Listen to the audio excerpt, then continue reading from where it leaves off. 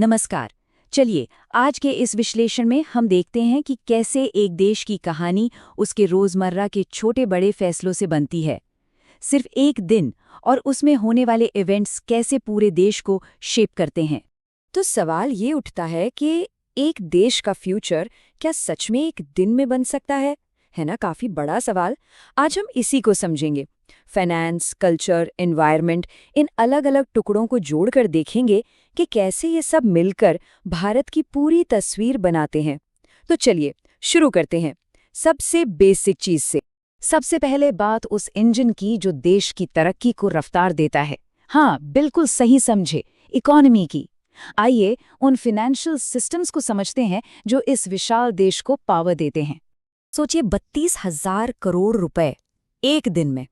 ये कोई छोटा मोटा अमाउंट नहीं है। ये वो रकम है जिसे इंडियन गवर्नमेंट एक ही दिन में रेज करने का प्लान कर रही है। पर सवाल यह है कि आखिर इतना पैसा सरकार कैसे और क्यों जुटाती है? इसका जवाब एक खास तरीके में छुपा है। ये पैसा आता है गवर्नमेंट सिक्योरिटीज यानी G-SECs के जरिए। अब इसको बिल्कुल आसान भाषा में समझते हैं। ये एक तरीके से सरकार का मार्केट से पैसा उधार लेने का एक सेफ और रिलायबल तरीका है। और ये पैसा जाता कहाँ है? सड़कें बनाने में, हॉस्पिटल्स खोलने में और देश के जितने भी जरूरी डेवलपमेंट प्रोजेक्ट्स हैं उन सब में। चलिए अब इस ऑक्शन की डिटेल्स पर थोड़ा गौर करते हैं। ये कोई आम सौदा नहीं है। इसकी तारीख, इस पर मिलने वाला इंटरेस्ट रेट और अमाउंट सब कुछ पहले से तय होता है। इससे क्या होता है? इन्वेस्टर्स को ट्रांसपेरेंसी मिलती है, एक भरोसा बनता है। और हाँ, एक चीज़ और, अगर ज़रूरत पड़ी तो सरकार के पास 2,000 करोड़ रुपए एक्स्ट्रा जुटाने का ऑप्शन भी है। ये दिखाता है कि इकोनॉमिक प्लानिंग में कितनी फ्लेक्सिबिलिटी रखी जाती है। और बात सिर्फ लॉन्ग टर्म लोन्स की नहीं है। सरकार ट्रेजरी बिल्स के जरिए शॉर्ट टर्म फंड्स भी रेज करती है, जैसा कि इस कैलेंडर में दिख रहा है। हर हफ्ते हजारों करोड़ रुपए के ऑक्शंस होते हैं। ये बिल्कुल वैसा है जैसे देश के फाइनेंशियल इंजन को नॉन स्टॉप चालू रखने के लिए फ्यूल डालते रहना। और इस पूरी इतनी बड़ी प्रोसेस के सेंटर में कौन है? सिर्फ एक institution, the reserve bank of India यानी RBI। सरकार के बैंकर के तौर पर RBI ही इन सारे ऑक्शंस को मैनेज करता है। बेसिकली RBI ही ये इंश्योर करता है कि देश की फाइनेंशियल मशीनरी बिना रुके आराम से चलती रहे। तो ये तो हुई फाइनेंस की बात। चलिए अब आगे बढ़ते हैं और उन रूल्स और रेगुलेशंस को देखते हैं जो हमारे रोजमर्रा के जीवन और बिजनेस को शेप करते हैं। अक्सर हम सोचते हैं कि नियम कानून सिर्फ बड़े फाइनेंशियल मार्केट्स के लिए होते हैं, पर ऐसा नहीं है। एक कार जो विदेश में एक्सपोर्ट हो रही है, उसके अंदर लगे सिम कार्ड से लेकर हमारे लोकल मार्केट में सब्जी वाले के पास रखे तराजू तक, हर जगह ये रूल्स ही हमारी दुनिया को आसान और फेयर बनाते हैं। तो चलिए शुरुआत करते हैं ट्राई से। ट्राई एक नया रेगुलेटरी फ्रेमवर्क ला रहा है मशीन टू मशीन या M2M कम्युनिकेशन के लिए। अब ये क्या है? सिंपल है। उन कार्स या डिवाइसेस के बारे में सोचिए जिनमें इंटरनेट कनेक्टिविटी के लिए सिम कार्ड लगे होते हैं और जिनको इंडिया से बाहर एक्सपोर्ट किया जाना है। अब इस पूरे प्रोसेस को आसान बनाने के लिए ट्राई ने एक लाइट टच ऑथराइजेशन का प्रपोजल दिया है। इसका मतलब क्या हुआ? मतलब कम कागजी काम, बहुत मामूली सी फीस और कोई भारी भरकम बैंक गारंटी नहीं। ये स्टेप सीधे सीधे ईज ऑफ डूइंग बिजनेस को बढ़ावा देता है ताकि कंपनियां ब्यूरोक्रेसी में उलझने के बजाय इनोवेशन पर फोकस कर सकें। लेकिन रूल्स में बदलाव सिर्फ डिजिटल वर्ल्ड में नहीं हो रहा है। ये जो कोट है, ये एक और जरूरी सुधार के फायदे को बताता है, और वो है एफिशिएंसी। हम बात कर रहे हैं लीगल मेट्रोलॉजी की। ये वो साइंस है जो इंश्योर करता है कि पेट्रोल पंप से लेकर राशन की दुकान तक हर जगह जो नाप तौल के इंस्ट्रूमेंट इस्तेमाल हो रहे हैं वो एकदम एक्यूरेट हों। तो इसका मतलब क्या है? इसका मतलब ये है कि अब 11 प्राइवेट कंपनीज को 18 अलग अलग कैटेगरीज में नाप तौल के इंस्ट्रूमेंट्स को वेरीफाई करने की परमिशन मिल गई है। इसमें पानी के मीटर से लेकर BP मॉनिटर और दुकानों में यूज होने वाले तराजू तक सब शामिल है। इस पब्लिक प्राइवेट पार्टनरशिप से होगा क्या? सरकारी ऑफिसर्स इंस्पेक्शन और कंज्यूमर कंप्लेंट्स पर ज्यादा ध्यान दे पाएं।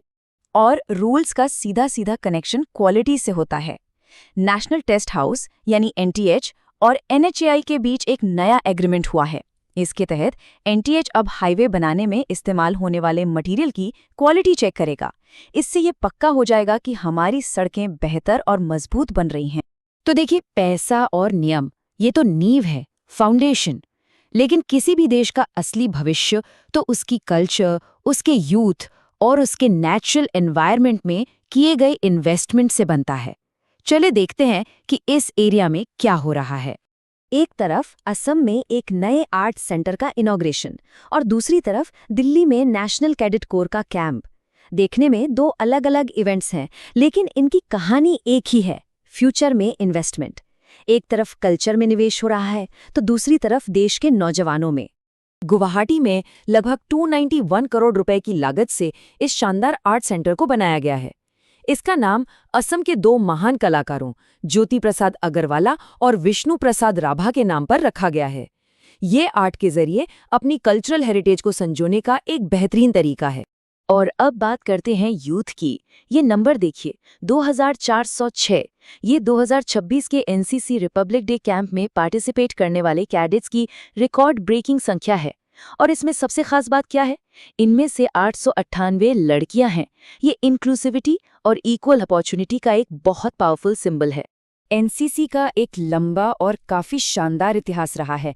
1948 में इसकी स्थापना हुई और तब से ये लगातार बढ़ता ही गया है। पहले गर्ल्स डिवीजन, फिर एयर विंग, फिर नेवल विंग सब जुड़ते गए। और इसका मोटो यूनिटी एंड डिसिप्लिन यानी एकता और अनुशासन आज भी लाखों नौजवानों को इंस्पायर करता है।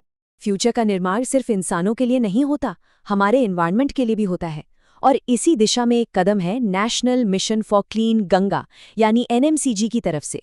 ये खूबसूरत पक्षी इंडियन स्किमर, इसके कंजर्वेशन के लिए अब एक नया प्रोजेक्ट शुरू किया जा रहा है। पर ये सिर्फ एक स्पीशीज की बात नहीं है। एनएमसीजी एक होलिस्टिक अप्रोच अपना रहा है।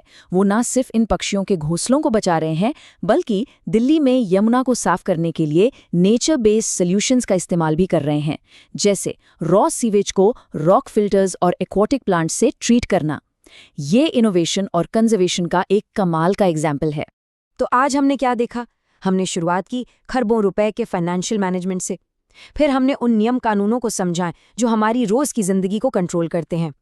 और हमने अपनी बात खत्म की एक पक्षी के घोंसले को बचाने की कोशिश पर।